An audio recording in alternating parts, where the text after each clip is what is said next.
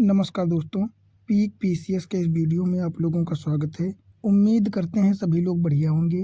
तो जैसा कि इंडियन पॉलिटी की अपनी सीरीज जो है चल रही थी, उसी का ये अगला वीडियो होगा, जिसमें हम लोग आज बात करेंगे प्रस्तावना, है ना, उद्देशिका या प्रियम्बल।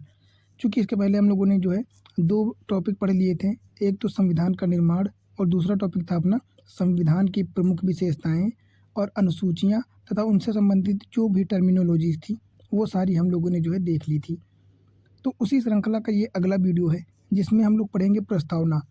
क्योंकि आप लोगों को भी पता है कि ऐसा कोई साल नहीं है जिसमें यूपी-पीसीएस हो, आरओ-आरओ हो, जिसमें 2 से क्वेश्चन कम नहीं जाते हैं।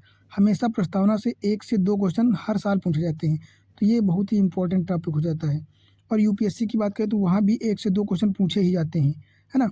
इन शब्दों से पूछ लिए जाते हैं, कहीं टर्मिनोलॉजी से पूछ ली जाती हैं।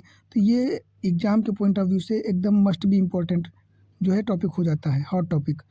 तो इसमें हम लोग जो है प्रस्तावना से जुड़े जितने प्रकार के क्वेश्चन बनने वाले होंगे, वो हम लोग क्वेश्चन फॉर्म में और थ्योरी के रूप में सारी चीज़ें पढ़ लेंगे, है ना? फिर यहाँ से प्री से क्वेश्चन आए या फिर मेंस से, आपसे कहीं से भी नहीं छूटेगा। सारी चीज़ें, सारे टॉपिक और सारी जो है टर्मिनोलॉजी सब कुछ डिस्कस हो जाएगा एकदम डिटेल्ड में अच्छे से, है ना? बस आप लोग ध्यान से थोड़ा-सा वीडियो देखना, बाकी सारी चीज़ें मैनेज हो जाएँगी। तो अपने टॉपिक को स्टार्ट करने से पहले आप लोगों से रिक्वेस्ट है कि प्लीज़ वीडियो को लाइक कर दीजिए और चैनल को भी सब्सक्राइब कर लीजिए जिसने नहीं किया है, और शेयर करना चाहें तो अगर इच्छा हो तो कर सकते हैं, है ना? और कमेंट ज़रूर किया कीजिए। बाकी स्टार्ट करते हैं अपनी वीडियो को। तो इसमें क्या है कि सबसे पहले हम लोग पढ़ेंगे प्रस्तावना, है ना? कि प्रस्तावना क्या होती है और उसमें कौन-कौन से शब्दों का प्रयोग किया गया है। चूँकि इसमें क्वेश्चन जो है कभी-कभी सीक्वेंस से पूछ लिया जाता है कि सबसे पहले कौन से शब्द का प्रयोग किया गया है। चूँकि यूपी-पीसीएस में भी और यूपीएससी दोनों में जो है क्वेश्चन पूछा गया था कि जैसे समाजवाद दे दिया गया, समाजवादी, पंथनिरपेक्ष और लोकतंत्रात्मक गणराज्य, इनमें से सीक्वेंस लगाने का पूछ लिया। पहले इसको कर दिया, इसको कर दिया और फिर इसको कर दिया। तो ये 4 ऑप्शन में जो है डिफरेंट करके पूछ लेते हैं। तो यहाँ से आप लोगों को बहुत ध्यान से देखना पड़ेगा कि सबसे पहले कौन से जो है शब्द का प्रयोग किया गया है, उसके बाद क्या है और फिर उसके बाद क्या है ना? तो सबसे पहले हम लोग पढ़ते हैं अपनी प्रस्तावना। तो क्या है प्रस्तावना? कि हम भारत के लोग भारत को एक संपूर्ण प्रभुत्व संपन्न, कैसा? एक संपूर्ण प्रभुत्व संपन्न, समाजवादी, पंथनिरपेक्ष, लोकतंत्रात्मक गणराज्य बनाने के लिए तथा उसके समस्त नागरिकों को, किसको? भारत के समस्त नागरिकों को सामाजिक, आर्थिक और राजनीतिक न्याय। तो यहाँ पे 3 प्रकार के जो है न्याय की बात की गई है। एक तो सामाजिक न्याय, आर्थिक न्याय और राजनीतिक न्याय। फिर यहाँ पे बात करेंगे स्वतंत्रता। तो कौन-कौन सी स्वतंत्रता? विचार, अभिव्यक्ति, विश्वास, धर्म एवं उपासना की स्वतंत्रता, प्रतिष्ठा और अवसर की समता प्राप्त कराने के लिए तथा उन सब में व्यक्ति की गरिमा और राष्ट्र की एकता और अखंडता सुनिश्चित करने वाली बंधुता बढ़ाने के लिए दृढ़ संकल्प होकर अपनी इस संविधान सभा में आज तारीख कितनी? 26 नवंबर 1949 ईस्वी को जो है मिति मार्गशीर्ष शुक्ल सप्तमी संवत 2006 विक्रमी को एतद द्वारा इस संविधान को जो है अंगीकृत, अधिनियमित और आत्मार्पित करते हैं। तो ये तीनों शब्द भी ध्यान रखने वाले हैं कि सबसे पहले अंगीकृत किया गया, फिर अधिनियमित और फिर आत्मार्पित, है ना? तो ये चीज़ें जो है आप लोगों को बहुत ध्यान से पढ़नी पड़ेंगी। इसमें किस प्रकार से क्वेश्चन जो है पूछा जा सकता है? तो ये पूछा जा सकता है कि मूल जो है प्रस्तावना थी, उसमें कौन-कौन से शब्द नहीं थे। तो वहाँ पे कौन-कौन से? एक तो ये हो जाएगा समाजवादी, दूसरा पंथनिरपेक्ष और दूसरा क्या हो जाएगा? ये अखंडता। इन तीनों शब्दों को जो है 42वें संविधान संशोधन 1976 में जो है संविधान में जोड़ा गया था, है ना? तो ये मूल प्रस्तावना या मूल संविधान में नहीं थे। कौन-कौन से शब्द? एक तो समाजवादी हो जाएगा, पंथनिरपेक्ष और अखंडता। इन 3 शब्दों को बाद में जोड़ा गया है। और क्या पूछा जा सकता है कि सीक्वेंस बताओ कि कितने प्रकार की कितने प्रकार के जो है न्याय की बात करी गई है। तो यहाँ पे कितने प्रकार के न्याय की बात की गई है? तो 3 प्रकार का हो जाएगा। सामाजिक, आर्थिक और राजनीतिक न्याय, 3 प्रकार से न्याय की बात की गई है। और स्वतंत्रता कितने प्रकार की हो जाएगी? तो 5 प्रकार की स्वतंत्रता की बात की गई है। कौन-कौन सी? विचार, अभिव्यक्ति, विश्वास, धर्म और उपासना, है ना? तो ये 5 प्रकार की जो है स्वतंत्रता की बात की गई है। और क्या हो जाएगा? यहाँ पे बात करते हैं समता। तो समता कितने प्रकार की है? तो 2 प्रकार की समानता की बात की गई है। एक तो अपना प्रतिष्ठा की समानता और अवसर की समानता, ठीक है, ये 2 चीज़ें हो जाएँगी। बाकी इस प्रकार से और भी जो शब्द हैं आप अपने हिसाब से जो है एकदम बढ़िया से इसको रट लेना एकदम, है ना? याद हो जाएगी, ऐसा नहीं है कि रटना ज़रूरी है, फिर याद हो जाएगी तो क्वेश्चन फँसेंगे नहीं आपसे, ठीक है? फिर यहाँ पे ये हो जाएगा सबसे पहले अंगीकृत, फिर अधिनियमित, फिर आत्मार्पित, क्योंकि इन चीज़ों में भी जो है कभी-कभी कन्फ्यूजन हो जाता है ना? आगे बात करें, अमेरिकी संविधान की बात करें तो इसमें कुछ टॉप पॉइंट दिए गए हैं, जो कभी-कभी पूछ लिए जाते हैं, है ना? तो पहला संविधान मतलब ऐसा कौन-सा पहला संविधान है, जिसमें सबसे पहले प्रस्तावना की स्टार्टिंग हुई थी? तो वो हो जाएगा अमेरिकी संविधान। अमेरिकी संविधान में सबसे पहले जो है प्रस्तावना को अपनाया गया था, ठीक है? बात करें भारतीय संविधान की प्रस्तावना को 13 दिसंबर 1946 को, कब? 13 दिसंबर 1946, है ना? संविधान सभा की तीसरी बैठक तक थी। तो पंडित जवाहरलाल नेहरू ने इसको पेश किया था, जिसे उद्देश्य प्रस्ताव पर जो है आधारित था, और वही उद्देश्य प्रस्ताव जो है बाद में प्रस्तावना बन गया, ठीक है? और इसको संविधान सभा ने स्वीकार कब किया था? तो ये 22 जनवरी 1947 को इसको जो है अपनाया गया था या स्वीकार किया गया था। फिर इसमें एक बार संविधान संशोधन हुआ है, तो 42वें संविधान संशोधन द्वारा जो है इसमें क्या-क्या किया गया था? तो अभी तक प्रस्तावना में एक बार संशोधन किया गया है, और संशोधन में 3 शब्दावली जोड़ी गई हैं। कौन-कौन सी? एक तो समाजवादी, पंथनिरपेक्ष और अखंडता, है ना? ये तीनों जो शब्द जोड़े गए हैं। फिर बात करते हैं प्रस्तावना में संविधान के मूल दर्शन के साथ-साथ उन पर आधारित कौन-कौन सी आधारभूत राजनीतिक, नैतिक और धार्मिक मूल्यों को समाहित किया गया है, जिन पर हमारा संविधान क्या है? आधारित है ना? तो कौन-कौन से आधारभूत जो है मूल दर्शन हो जाएँगे? राजनीतिक, नैतिक और धार्मिक, ये तीनों पॉइंट, ठीक है? अगले की बात करें तो प्रस्तावना संविधान सभा के प्रगतिशील दृष्टिकोण और संविधान निर्माताओं के सपनों और आकांक्षाओं को प्रदर्शित करता है। क्या? पहला तो प्रगतिशील दृष्टिकोण को दर्शाता है, ठीक है? दूसरा, संविधान निर्माता जो थे उनके सपना और उनकी आकांक्षाएँ क्या थी, उनको भी ये दर्शाता है ना प्रस्तावना? बात करें प्रस्तावना ना तो विधायिका की शक्ति का स्रोत है और ना ही विधायिका की शक्तियों को प्रतिबंधित करता है। प्रस्तावना केवल एक जो है कंटेंट का जो कॉन्टेक्स्ट होता है वो समझ सकते हैं, है ना? ये हमको बताता है, ये हमको शॉर्ट में बताता है कि हमारा संविधान क्या है और संविधान में किन चीज़ों को शामिल किया गया है, ठीक है? ये केवल बस इतना ही है। ऐसा नहीं है कि प्रस्तावना से विधायिका को शक्ति मिलती है या उनको प्रतिबंधित कर सकता है। प्रस्तावना के पास ऐसी कोई पावर्स नहीं है, ऐसी कोई शक्तियाँ नहीं हैं। बस वो केवल एक जो है उद्देश्य या प्रस्ताव के रूप में जो है सारी चीज़ों को डिफाइन करता है शॉर्ट में, है ना? बस। मान लो पूरा संविधान नहीं पढ़ के उसके कुछ केवल प्रस्तावना को पढ़ के आपको पता चल जाएगा कि संविधान का जो है प्रकृति कैसी है, उसका नेचर कैसा है ना? फिर बात करते हैं, ये ना तो वाद योग्य है और ना ही किसी न्यायालय द्वारा लागू कराया जा सकता है। मतलब इसी प्रस्तावना पर किसी भी प्रकार का जो है वाद नहीं होगा और न्यायालय द्वारा इसको लागू नहीं कराया जा सकता है, ठीक है? फिर बात करते हैं, प्रस्तावना संयुक्त राज्य अमेरिका की स्वतंत्रता की घोषणा के सदृश है, मतलब समान है। तो ये शब्द, ये टर्म, ये लाइन किसने कहा है? तो ये मोहम्मद हिदायतुल्लाह ने कहा है। क्या कहा है? कि भारत की जो प्रस्तावना है ये यूएसए की स्वतंत्रता की घोषणा के समान है ना? फिर क्या है?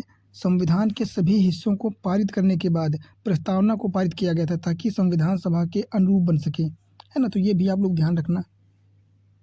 फिर बात करते हैं, हम भारत के लोग से क्या तात्पर्य है ना? जो कि सबसे पहला शब्द है कि हम भारत के लोग, भारत को एक, तो हम भारत के लोग क्या है? इसका मतलब ये है कि संविधान का निर्माण भारत के लोगों द्वारा भारतीय लोगों के लिए किया गया है। मतलब भारत के लोगों के द्वारा भारत के लोगों के लिए जो है किया गया है संविधान का निर्माण। तो लोकप्रिय संप्रभुता की अवधारणा पर जो है ये आधारित है या इस पर बल देता है, हम भारत के लोग। अगला क्या है? अगर बात करें प्रस्तावना के घटक कौन-कौन से हैं, तो प्रस्तावना के घटकों की बात करें तो संविधान सभा की शक्ति का स्रोत है प्रस्तावना, है ना? कैसे? क्योंकि इसकी शक्ति का स्रोत क्या है? भारत के लोग, जैसा लिखा भी है कि हम भारत के लोग भारत को एक संपूर्ण प्रभुत्व संपन्न, है ना, पंथनिरपेक्ष या जो भी, है ना? तो इस प्रकार से संविधान की शक्ति का स्रोत भी माना जाता है प्रस्तावना को। फिर बात करें भारतीय राज्य की प्रकृति को दर्शाता है प्रस्तावना।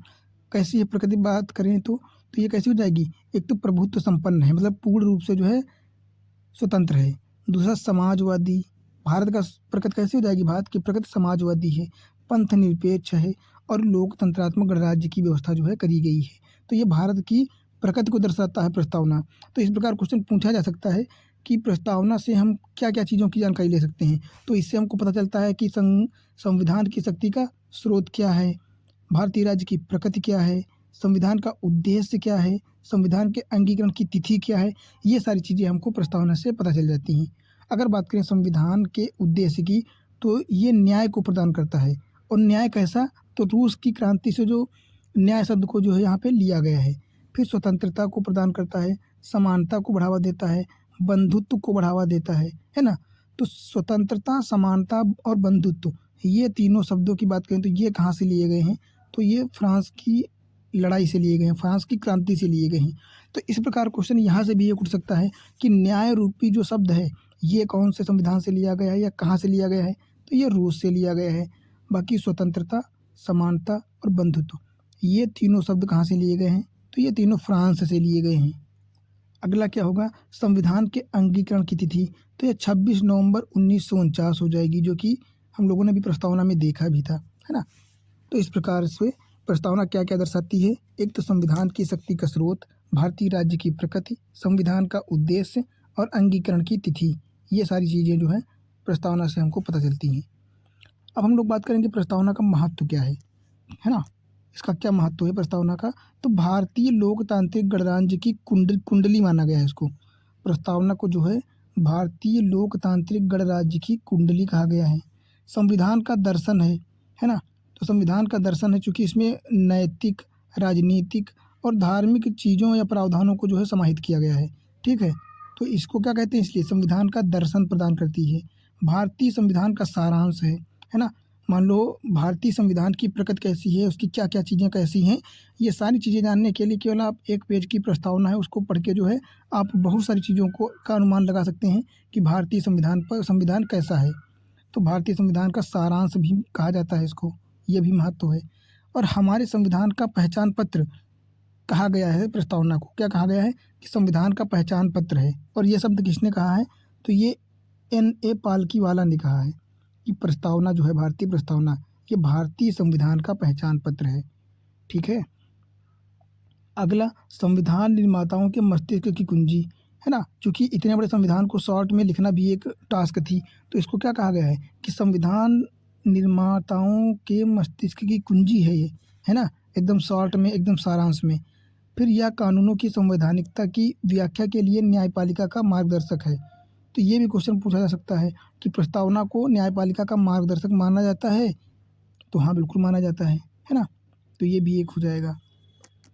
तो इस प्रकार जो है प्रस्तावना का क्या है? महत्व है।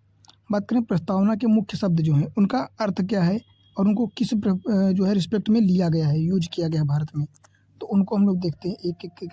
एक तो संप्रभु की बात करते हैं। संप्रभु, संप्रभु का मतलब स्वयं प्रभु या सभी चीज़ों में एकदम स्वतंत्र होना।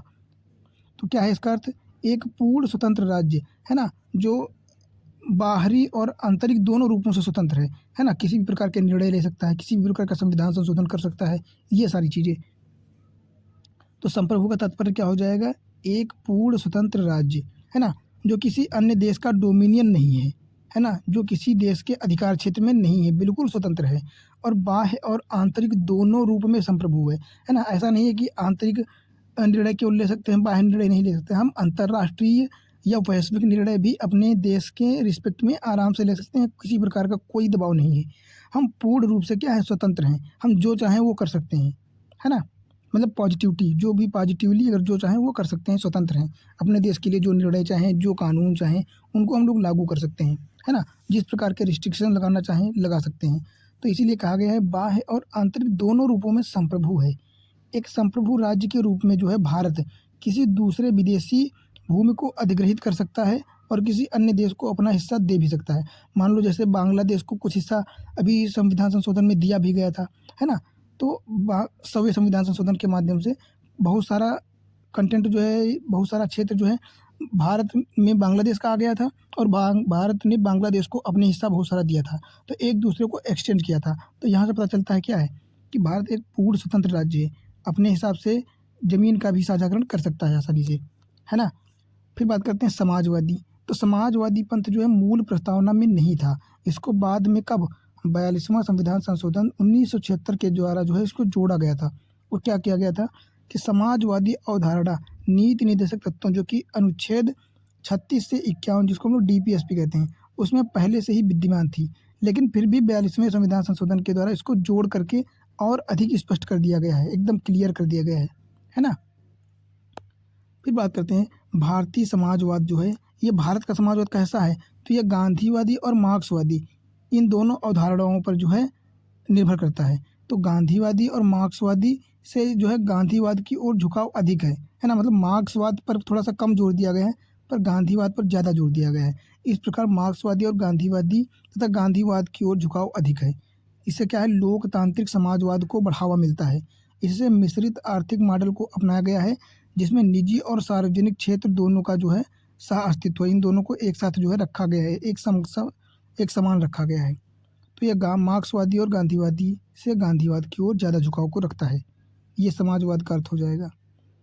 अगर बात करें पंथ निरपेक्ष, तो इसको भी 42वें संविधान संशोधन द्वारा 1976 में जोड़ा गया था और आधारभूत ढांचे का भाग भी है। ये पंथ निरपेक्षता जो है ये बेसिक स्ट्रक्चर में शामिल कर दिया गया है, मतलब इसमें किसी भी प्रकार का इंटरवेंशन जो है संसद नहीं कर सकती, इसमें किसी भी प्रकार का गलत संशोधन संसद नहीं कर सकती है ना। और सर्वोच्च न्यायालय 1976 में इसको जो है धर्मनिरपेक्ष राज्य का उल्लेख अनुच्छेद 25 से 28 में कर दिया गया है। तो ये भी एक इम्पोर्टेंट चीज़ है ना। और भारत का सकारात्मक पंथ निरपेक्ष, यहाँ सभी धर्म समान हैं और उन्हें राज्य का समान समर्थक प्राप्त है। ऐसा नहीं है कि हिंदू धर्म को ज़्यादा मान्यता दी जाएगी, मुस्लिम को कम दी जाएगी, या ईसाई को ज़्यादा दी जाएगी, सिख को कम दी जाएगी, ऐसा कुछ नहीं है। यहाँ पे जितने धर्म हैं सभी के साथ समान व्यवहार होगा। फिर वो फंडिंग को लेकर हो या फिर उनको जो है प्रावधान करने के लिए सभी प्रकार की से समानता को प्रदान किया गया है ना। सभी धर्मों में जो है हस्तक्षेप कर सकता है राज्य, वो भी एक समान रूप से। अगला क्या हो जाएगा, लोकतांत्रिक। अगर बात करें लोकतांत्रिक का क्या मतलब है, तो लोकप्रिय संप्रभुता का सिद्धांत इसको कहते हैं। लोकतांत्रिक का मतलब होता है लोकप्रिय संप्रभुता का सिद्धांत, मतलब सर्वोच्च शक्ति है, जो सुप्रीम पावर है वो किसके हाथों में है, जनता के हाथों में। क्योंकि जनता ही चुनाव के माध्यम से जो है एमएलए और एमपी का चुनाव करती है, फिर वो जो है अपनी मंत्रिमंडल का निर्माण करते हैं, फिर एक प्रधानमंत्री या सीएम का निर्माण करते हैं, है ना। तो अगर मान लो सबसे सुप्रीम पावर किसके पास है, तो जनता के पास है। जनता जिसके पक्ष में फेवर में जाएगी सरकार उसकी बन जाएगी। तो क्या है, लोकतांत्रिक राज्य है ना, लोकतांत्रिक प्रकृति है भारत की। इसमें सम्मिलित क्या क्या है, इसमें राजनीतिक, सामाजिक और आर्थिक, ये तीनों लोकतंत्र शामिल किए गए हैं, राजनीतिक, सामाजिक और आर्थिक लोकतंत्र। बात करें भारतीय लोकतंत्र, तो ये प्रतिनिधित्वात्मक जो संसदीय लोकतंत्र है ना। कार्यपालिका अपने सभी कार्यों एवं नीतियों के लिए विधायिका के प्रति जिम्मेदार है। ऐसा नहीं है कार्यपालिका या जो मंत्रिमंडल होता है वो अपने हिसाब से काम करेगा, अगर कोई काम करेगा तो वो जिम्मेदार होगा विधायिका के प्रति, है ना। दोनों सदनों के लिए वो जिम्मेदार होगा और उनको क्या है, अपनी रिस्पॉन्सिबिलिटी बताएगा, अपने एक्टिविटी बताएगा, कैसे और क्यों निर्णय लिया गया वो। तो ये सारी चीज़ें होती है, जिम्मेदार होता है, ये जो है रिस्पॉन्सिबल होता है। फिर बात करते हैं भारतीय लोकतंत्र का घोषणा पत्र, जो क्या है कि सार्वभौमिक वयस्क मताधिकार और आवधिक चुनाव, कानून का शासन, न्यायपालिका की स्वतंत्रता और कुछ आधारों पर भेदभाव की अनुपस्थिति। मतलब सार्वभौमिक वयस्क मताधिकार का मतलब क्या है कि 18 साल के ऊपर अगर कोई भी पर्सन है, फिर वो हिंदू, मुस्लिम, सिख, ईसाई, एससी, एसटी, मतलब किसी चीज़ का मैटर नहीं करेगा, बस वो 18 साल का होना चाहिए और उसके बाद भारत की नागरिकता होनी चाहिए। वो वोटिंग करेगा और अपना जो है समावेशन शामिल करेगा, ठीक है। इसका मतलब होता है सार्वभौमिक वयस्क मताधिकार। आवधिक चुनाव का मतलब होता है कि हर जो है इस एक अवधि निश्चित कर दी गई है कि उसके बाद चुनाव होगा, है ना। नॉर्मली अगर बात करें तो 5 साल होता है, लेकिन कभी कभी जो है विधायिका भंग हो जाती है या फिर किसी कारण बस ऐसी सिचुएशन आ जाती है कि चुनाव कराना आवश्यक है, तो वहाँ पर उस टाइम पे जो है चुनाव कराया जाएगा, ठीक है।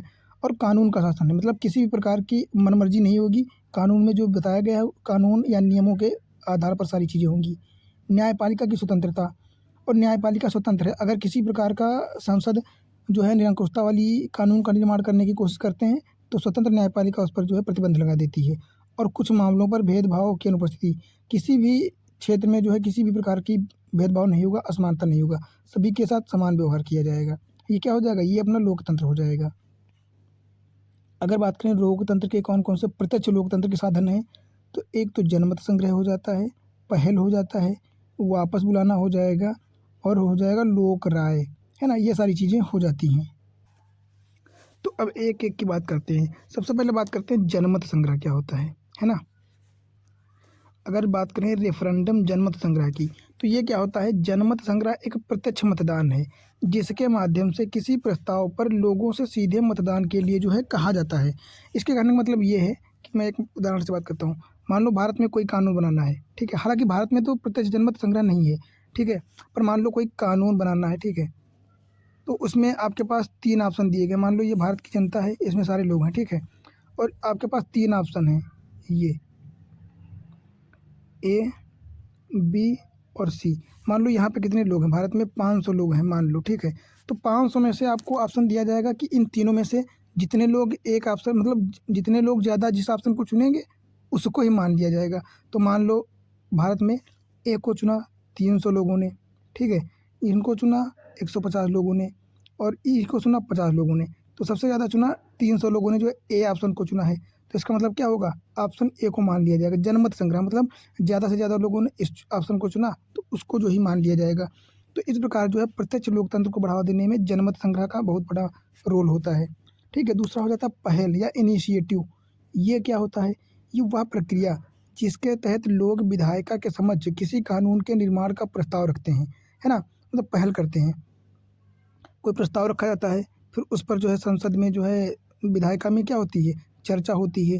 फिर उसमें भी मतदान होता है कि हाँ, कि कितने लोग इससे राज़ी हैं, कितने लोगों को ये अच्छा नहीं लगा, या फिर उसमें कोई मॉडिफ़िकेशन करना होता है। तो वो करने के बाद जो है उसको एक कानून का रूप दे दिया जाता है। तो इस प्रकार पहल का जो है काम होता है, प्रक्रिया होती है। फिर बात करते हैं वापस बुलाना, जिसको रिकॉल कहते हैं हम लोग। ये क्या होता है? तो ये मतदाताओं द्वारा किसी प्रतिनिधि या अधिकारी को उसके कार्यकाल पूरा होने से पहले ही हटाने की प्रक्रिया है। मान लो कोई प्रधान है, ठीक है, मान लो एक प्रधान है, चुनाव हुआ, ये जीत गए, पर जीतने के बाद इन्होंने ऐसे-ऐसे काम किए जो नहीं करने चाहिए, है ना? या फिर जो काम या जो भी चीज़ें भई उसमें इतना भ्रष्टाचार किया कि कुछ कहने की ही बात ही नहीं है ना? सारा पैसा अपने पास ही रख लिया, कोई काम ही नहीं किया। तो फिर क्या है? तो उस गाँव या उस ग्राम पंचायत से संबंधित लोगों ने क्या किया? रिकॉल किया। फिर से सरकार से जो है कहा और फिर उसको रिकॉल करने की कोशिश की। तो क्या होगा? फिर से चुनाव होगा नॉर्मली, है ना? और फिर उनको रिकॉल कर दिया जाएगा, इनको उस पद से हटा दिया जाएगा। फिर दूसरा जो प्रधान होगा उसको नियुक्त किया जाएगा, है ना? तो ये भी जनता के भारतीय जनता के पास जो अधिकार है कि किसी को अगर गद्दी पे बैठा सकता है तो उसको हटा भी सकता है आसानी से, है ना? तो ये हो जाता है रिकॉल। फिर होता है लोक राय। इसको हम लोग क्या कहते हैं? किसी लोक हित के मुद्दे पर देश के नागरिकों की राय जानने की प्रक्रिया को क्या कहते हैं? देश लोक राय कहते हैं, है ना? मान लो कोई मुद्दा हो गया है, उस पर लोगों की राय जानी जाएगी, पर्टिकुलर लोगों से पूछा जाएगा, सर्वे कराए जाएंगे, उसके माध्यम से जो चीज़ें सामने आती हैं, निष्कर्ष सामने आते हैं, उसको हम लोग लोक राय कहते हैं। तो इस प्रकार से ये प्रत्यक्ष लोकतंत्र के जो है साधन होते हैं। अगला बात करते हैं गणराज्य क्या होता है? गणराज्य का मतलब ये होता है कि 2 प्रकार, जैसे एक तो गणराज्य में 2 चीज़ें आती हैं। एक तो राजतांत्रिक जो है गणराज्य होता है जो ब्रिटेन में है, और गणराज्य होता है जो ये होता है संयुक्त राज्य अमेरिका में है और भारत में है। गणराज्य का मतलब ये होता है कि भारत में जो एक तो भारत के राज्य का जो प्रमुख होता है, राष्ट्रपति, चूँकि भारत में सबसे बड़ा क्या है? राष्ट्रपति ही है, तो उसका अप्रत्यक्ष रूप से चुनाव होता है ना? मतलब राष्ट्र के प्रमुख का जो चुनाव होना क्या कहलाता है? भारतीय गणराज्य कहलाता है, गणराज्य। गणराज्य का मतलब यही होता है कि भारत के राज्य या मतलब किसी भी देश में मतलब राज्य के प्रमुख, फिर वो राष्ट्रपति हो सकता है या किसी देश में कुछ और भी पद हो सकता है। तो इसका सीधा सा मतलब ये है कि राज्य के प्रमुख का अप्रत्यक्ष रूप से चुनाव होना ही गणराज्य कहलाता है ना? गणराज्य का अर्थ क्या है? कि राजनीतिक संप्रभुता जनता में निहित होती है। किसी भी प्रकार के विशेषाधिकार प्राप्त वर्ग की अनुपस्थिति होती है और प्रत्येक सार्वजनिक कार्यालय तक सभी नागरिकों के लिए समान रूप से बिना किसी भेदभाव, बिना किसी असमानता या बिना किसी प्रतिबंध के पहुँच होती है ना? हर व्यक्ति तक पहुँच ही क्या है? गणराज्य हो जाएगा। बात करें इसका प्रावधान कहाँ पे किया गया है, तो राष्ट्रपति के चुनाव से संबंधित प्रावधान अनुच्छेद 54 और 55 में किया गया है, 54 और 55 में। अब बात करते हैं न्याय की, है ना? तो न्याय की बात करें तो प्रस्तावना में न्याय को जो है शामिल किया गया है। और अगर बात करें ये कहाँ से लिया गया है, तो 1917 की रूस की क्रांति से लिया गया है। और इसमें कितने प्रकार का न्याय शामिल है? तो 3 प्रकार का, राजनीतिक, सामाजिक और आर्थिक न्याय, है ना? बात करें इसमें से कौन-कौन से ऐसे न्याय हैं जो जनता को दिए जाएँगे या प्रदान करने के लिए जो है ठीक हैं। तो एक तो सामाजिक न्याय और दूसरा आर्थिक न्याय। है ना, वितरणात्मक न्याय, ये जो है ग्राउंड लेवल पे या जो है काम करते हैं। एक तो सामाजिक न्याय और आर्थिक न्याय। क्योंकि राजनीतिक न्याय बांट ऐसा तो है नहीं कि सबको समान राजनीतिक अधिकार दे दिए जाएंगे, है ना। मान लो जो चुनाव करके आगे पहुंचा है, उसके समान सभी के विशेषाधिकार तो नहीं हो सकते हैं। अब मान लो जो पार्लियामेंट में है लोग हैं, तो उनके कुछ विशेषाधिकार होते हैं। अब वो नॉर्मल इंसान या आम जनता को तो दिए नहीं जा सकते, तो उस प्रकार से वो वितरणात्मक न्याय से बाहर हो जाएगा। पर सामाजिक और आर्थिक न्याय को जो है वितरणात्मक के अंदर शामिल किया गया है। तो क्वेश्चन यूपी पीसीएस हो या यूपीएससी या फिर आरओ तो ये पूछा जा सकता है कि ऐसे कौन कौन से न्याय हैं जो वितरणात्मक न्याय हैं, और उनमें तीनों को रख दिया जाएगा। फिर आपको उसमें से क्या, एक तो सामाजिक और दूसरा आर्थिक, इनको चुना जाएगा, राजनीतिक को नहीं चुनना होता है। अब बात करते हैं सामाजिक न्याय क्या है। तो सामाजिक न्याय का मतलब बस यही है कि सभी नागरिकों के साथ जाति, रंग, वंश, धर्म और लिंग के आधार पर भेदभाव के बिना समान व्यवहार, मतलब ये चीज़ें ध्यान में रखते, इन चीज़ों को ध्यान में रखे बिना समान रूप से व्यवहार करना क्या है, सामाजिक न्याय प्रदान करना है। और किसी वर्ग के लिए जो विशेष अधिकारों को नहीं होना चाहिए, मतलब किसी भी के लिए क्या कहते हैं इसको, कानून के समक्ष समानता, मतलब कानून के समान सामने सभी लोग समान हैं, किसी के पास कोई विशेषाधिकार नहीं है, सभी बराबर है कानून के लिए, है ना। इसलिए वंचित वर्गों तथा महिलाओं की स्थिति में सुधार करने को बढ़ावा देना, ये क्या है, ये सामाजिक न्याय को प्रदान करते हैं, प्रावधान करते हैं। अब बात करते हैं आर्थिक न्याय क्या है। तो आर्थिक न्याय में आर्थिक कारकों के आधार पर भेदभाव की अनुपस्थिति होना, जैसे संपदा हो गया, संपत्ति हो गया, आय की असमानता को दूर करने का कार्य किसका है, राज्य का है। तो ये आर्थिक रूप से न्याय प्रदान करेगा। फिर बात करते हैं राजनीतिक में क्या है। तो राजनीतिक न्याय में सभी नागरिकों को समान राजनीतिक अधिकार प्रदान करना, राजनीतिक पदों तक पहुंचने में जो है समानता को बढ़ावा देना है, समानता का व्यवहार करना, तथा सरकार तक अपनी बात पहुंचाने के लिए सभी के पास साधन होने चाहिए, है ना, और समानता का जो है प्रावधान होना चाहिए। ये क्या है, ये राजनीतिक न्याय हो जाएगा। तो इस प्रकार जो है सामाजिक, आर्थिक और राजनीतिक, ये तीन प्रकार के न्याय जो हैं, इनके इस प्रकार के जो हैं अर्थ निकलते हैं। अब बात करते हैं स्वतंत्रता क्या होती है। तो स्वतंत्रता पहला नंबर तो ली कहाँ से गई है, तो ये फ्रांस की क्रांति 1789 से ली गई है।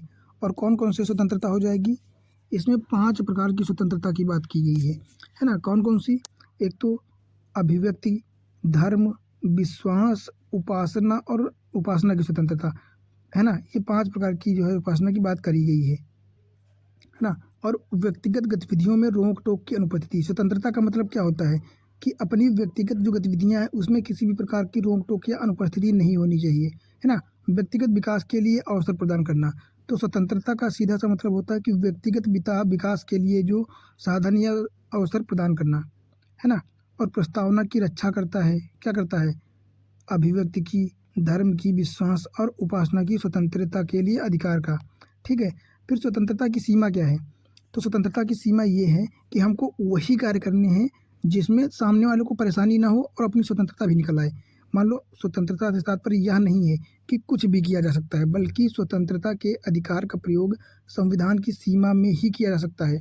मान लो आपको गाने सुनने का मन कर रहा है, तो ठीक है सुनिए, आप ईयरफोन लगा लीजिए, पर आप डीजे पे बजाओगे तो आपके मोहल्ले में जो दूसरे लोग रहते हैं उनको भी डिस्टर्ब होगा। तो ये आपकी स्वतंत्रता तो ठीक है, पर सामने वाले की भी स्वतंत्रता तो है कि वो शांति के माहौल में रह सके। तो आप डीजे पे गाने नहीं बजा सकते हो, आप ईयरफोन में कितने भी तेज सुनो, आपके कान फटे तो फट जाए, कोई दिक्कत नहीं है, वो आपकी स्वतंत्रता है, आप जानो।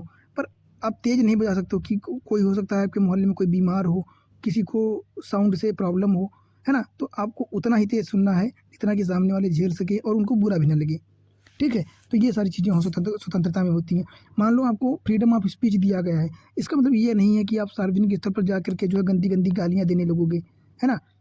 तो ये भी दूसरों की स्वतंत्रता को जो है खलन डालता है, उसमें दूसरों की स्वतंत्रता को खराब करता है, तो ये भी स्वतंत्रता नहीं है। तो इस प्रकार को आपको सीमा के अंदर स्वतंत्र रहना होता है।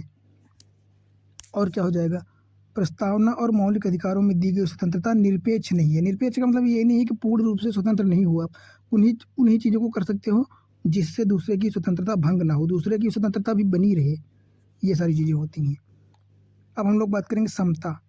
तो समता क्या होता है, तो किसी भी प्रकार के विशेषाधिकार प्राप्त वर्ग की अनुपस्थिति, मतलब किसी भी प्रकार के विशेषाधिकार प्राप्त वर्ग की अनुपस्थिति, कहने का मतलब है कि भारत में ऐसा कोई भी वर्ग नहीं होना चाहिए, ऐसा कोई इंसान नहीं होना चाहिए जिसके पास विशेष अधिकार होने चाहिए, सभी के पास समान अधिकार होने चाहिए।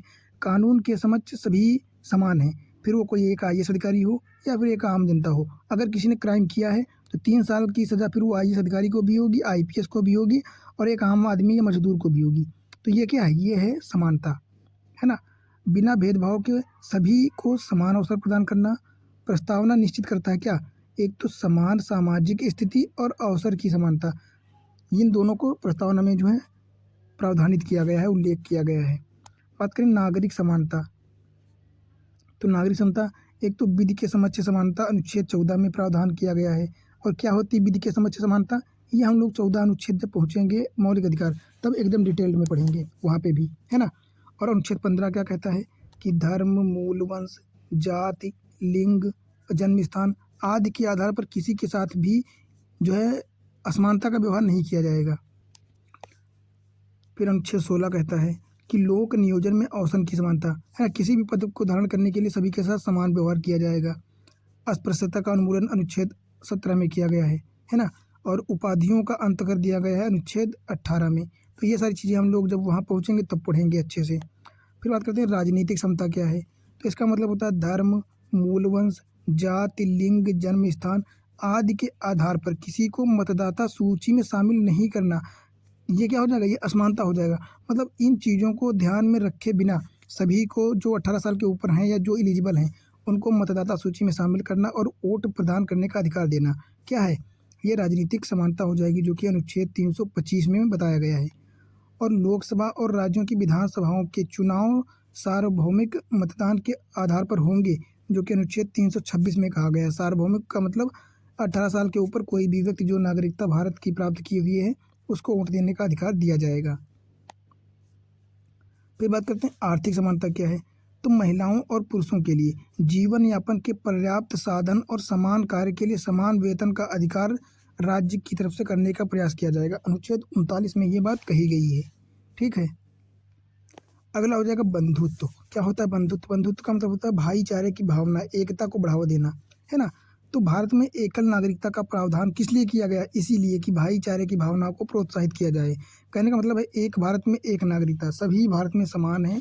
ऐसा नहीं है कि भारत के लिए अलग से और राज्यों के लिए अलग से नागरिकता की आवश्यकता। तो भाईचारे को बढ़ावा देने के लिए एकल नागरिकता को भारत में जो है समाहित किया गया है। अनुच्छेद 51A में क्या कहा गया है कि प्रत्येक नागरिक का कर्तव्य है कि वह धार्मिक, भाषाई और क्षेत्रीय तथा वर्ग विविधताओं से हटकर सौहार्द और आपसी भाईचारे की भावना को प्रोत्साहित करेगा। ठीक है। तो बंधुत्व क्या हो जाएगा? व्यक्तिगत गरिमा मतलब प्रत्येक व्यक्ति का व्यक्तित्व तथा भारत की एकता और अखंडता, इन सभी को बढ़ावा देना, है ना? जो कि 42वें संविधान संशोधन में जोड़ा गया था 1976 में। अगला क्या हो जाएगा? व्यक्ति की गरिमा को मौलिक अधिकारों, नीति निर्देशक तत्वों और मौलिक कर्तव्यों के माध्यम से सुनिश्चित किया गया है। तो यहाँ पे एक चीज़ बहुत ध्यान रखने वाली है कि व्यक्ति की जो गरिमा है, व्यक्तिगत गरिमा, तो इसका प्रावधान कहाँ कहाँ पे किया गया है? एक तो मौलिक अधिकारों में, फिर DPSP में और मौलिक कर्तव्यों, तो इन तीनों चीज़ों में शामिल किया गया है। तो ये क्वेश्चन भी पूछा जा सकता है कि किस किस में जो है व्यक्तिगत गरिमा को शामिल किया गया है। तो ये तीनों में किया गया है। फिर बात करते हैं एकता और अखंडता में किसको शामिल किया गया है। तो इसमें देश की अखंडता के मनोवैज्ञानिक पक्ष को और सीमाई दोनों माध्यमों को, मनोवैज्ञानिक और सीमा दोनों के आधार पर जो है एकता और अखंडता को बढ़ावा देने की बात की गई है। ठीक है। फिर त्रय संयोजन की बात करते हैं। त्रय संयोजन में एक तो स्वतंत्रता, समता या समानता और बंधुत्व, इन तीनों का समाहित या सम्मिलित रूप त्रय संयोजन कहलाता है। ये क्या होता है? तो उपयुक्त तीनों का संयोजन एक ऐसे त्रय का निर्माण करता है जिसमें से यदि किसी एक की भी हानि होती है, एक भी शामिल नहीं होता है, तो लोकतंत्र के उद्देश्य को जो है पूरा नहीं करता है या लोकतंत्र का उद्देश्य नष्ट हो जाता है। कैसे? चूँकि मान लो ये तीनों हैं, तो इसमें से समता के बिना स्वतंत्रता अन्य पर कुछ लोगों के वर्चस्व का निर्माण करेगी। मतलब मान लो ये तीनों हैं, इसमें से क्या समता और स्वतंत्रता, बंधुत्व तीन है, ठीक है। पर इसमें से अगर समता को ख़त्म कर दिया जाए, स्वतंत्रता और बंधुत्व को रखा जाए, तो आपके पास स्वतंत्रता तो है कि आप IAS अधिकारी बन जाओ, बनो, पढ़ो, पर समता नहीं है। समता का मतलब एक लोग SC से है, एक लोग ST से है, दोनों IAS बनना चाहते हैं, ठीक है। पर क्या है, यहाँ पे स्वतंत्रता तो है कि SC भी बन सकता है, ST भी बन सकता है पढ़ाई से, पर समानता नहीं है। समानता ये नहीं है कि SC केवल इंटर पास है बस बन जाएगा, पर ST के लिए इसको ग्रेजुएशन भी होना चाहिए और UPSC का एग्ज़ाम भी देना पड़ेगा। तो यहाँ पे समानता नहीं होगी तो स्वतंत्रता का क्या ही मतलब है। ये मान लो बिना मेहनत के बन जाएगा और इसको बहुत मेहनत करनी पड़ेगी तब भी नहीं बन पाएगा। तो ये समानता और स्वतंत्रता दोनों होंगी, काम तभी चलेगा। तो इसीलिए कहा गया है कि अगर समता नहीं है या समता समानता के बिना स्वतंत्रता होने पर भी उसका कोई काम नहीं, बेकार है। तो समता के बिना स्वतंत्रता अन्य पर कुछ लोगों के वर्चस्व का निर्माण करेगी और स्वतंत्रता के बिना समता व्यक्तिगत पहल में बाधक है। मान लो समानता तो है पर आप स्वतंत्र नहीं हो कुछ कार्य करने के लिए तो भी वो समता बेकार ही है। तो यहाँ पे समता और स्वतंत्रता और बंधुत्व, ये तीनों में से समता स्वतंत्रता दोनों जब होंगे तभी काम चलेगा आगे, है ना। तो स्वतंत्रता, समता और बंधुत्व ये एक सामाजिक लोकतंत्र को बढ़ावा देते हैं, सोशल डेमोक्रेसी। फिर बात करते हैं प्रस्तावना और सर्वोच्च न्याय के वाद। कुछ जो हैं सुप्रीम कोर्ट और प्रस्तावना से संबंधित वाद विवाद हैं, मामले हैं, तो हम लोग देख लेते हैं। एक तो हो जाएगा बेरूवादी संघवाद 1960, जो कि क्वेश्चन यूपीपीसीएस में पूछा गया है और ये तो हर साल यूपीपीसीएस में क्वेश्चन पूछा जाता है ना। केशवानंद भारती मामला 1973। तो अगर बात करें बेरूवादी संघवाद 1960, तो इसमें क्या कहा गया है। तो इसमें कहा गया है कि प्रस्तावना संविधान में निहित सामान्य प्रयोजनों को दर्शाती है। अनुच्छेदों में प्रयुक्त इसके शब्दों के अनेक अर्थ निकलते हैं। संविधान की व्याख्या करते समय इसकी सहायता ली जा सकती है। तो बेरूवादी संघवाद 1960 में कहा गया है कि अन्य अनुच्छेदों या संविधान के अन्य भागों की व्याख्या करने के लिए प्रस्तावना की सहायता ली जा सकती है। और बात करें दूसरा क्या है, दूसरा केशवानंद भारती मामला 1973, LIC ऑफ इंडियावाद, है ना। तो केशवानंद भारती की बात करें तो इसमें क्या कहा गया है। तो इसमें सुप्रीम कोर्ट ने कहा था कि प्रस्तावना संविधान का भाग नहीं है। इसमें कहा गया था प्रस्तावना, देखो ये कहा गया था इसमें 1960 वाले में कि प्रस्तावना संविधान का भाग नहीं है, इससे केवल सहायता ली जा सकती है, ठीक है। और केशवानंद भारती मामला 1973 में क्या कहा गया था कि प्रस्तावना संविधान का भाग है, बस यही चीज़ है। और LIC ऑफ इंडियावाद 1995 में क्या कहा गया था, इसमें भी सुप्रीम कोर्ट ने पुनः कहा था कि प्रस्तावना संविधान का अभिन्न अंग है। तो इन तीनों वादों में एक चीज़ ध्यान रखना कि बेरूवादी संघवाद 1960 में कहा गया था कि प्रस्तावना संविधान का भाग नहीं है और केशवानंद भारती मामला 1973 में कहा गया था कि संविधान का भाग है प्रस्तावना।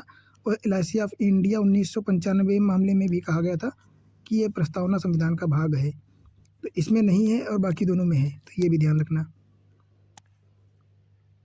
अगला टॉपिक क्या हो जाएगा अपना, जो है ये हो जाएगा प्रस्तावना में संशोधन।